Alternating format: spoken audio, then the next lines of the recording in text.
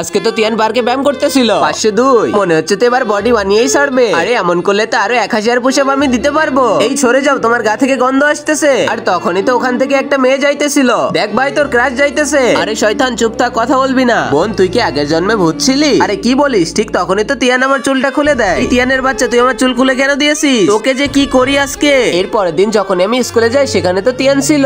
এবার তো এর মজা দেখাতে হবে। এর হাতে একটি শহরের ছবি এঁকে দিব। এই তিয়ানের বাচ্চা তুই অনেক ঘুমাইছিস, এবার উঠে দেখ। আরে কে রে আমার ঘুম ভাঙাচ্ছে?